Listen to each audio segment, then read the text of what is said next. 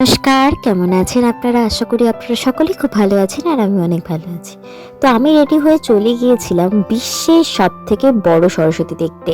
আপনারা কতজন এসেছেন অবশ্যই কমেন্টে জানাবেন। এই যে বিশ্বের সবচেয়ে বড় সরস্বতী ঠাকুর, বাটানগর স্কট ক্লাবের পক্ষ থেকে এবছরে এই উদ্যোগটা নেওয়া হয়েছে। আমিও বাটানগরে থাকি আর আমি এখানে আসবো না এমনটা হতে পারে?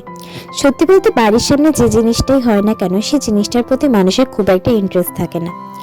কারণ আমি এই ঠাকুরটা অনেকবারই যাতায়াতের পথে দেখেছি, মানে উদ্বোধনের আগে থেকে দেখছি। আর উদ্বোধনে অনেক সেলিব্রিটি এসেছিল, তখনও এসেছিলাম, তখনও দেখেছি। তো যে কারণে আমার কখনো ইচ্ছে হয়নি যে কাছ থেকে দেখবো। শুধু মা আর মাসি এসেছিল বলে আমাকে মা নিয়ে এসেছিল।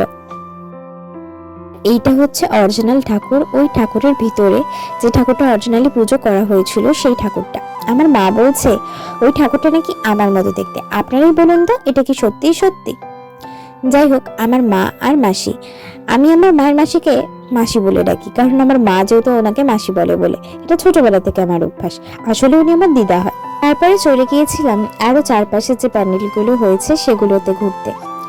চারিপাশের প্যান্ডেলগুলো প্রচুর সুন্দর বানানো হয়েছিল, খুবই ভালো লাগছিল দেখতে।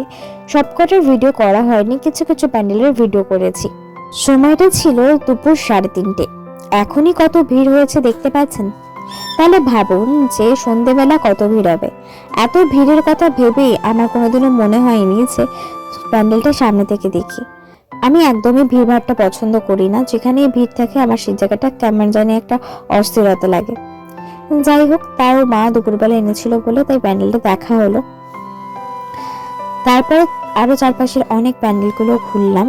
আর এই প্যান্ডেলটা দেখে মনে হচ্ছে এই প্যান্ডেলটা বোধহয় আজকেই ভাসান ছিল, যে কারণে কোনো লাইট বা কোনো গান কিছুই ছিল না, এমনকি কোনো লোকও ছিল না। তো আমরা ঘুরে নিলাম প্যান্ডেলটা। তো আজকের মতো ভিডিওটা এই পর্যন্তই। পরের ভিডিওতে আবার দেখা হবে। টাটা।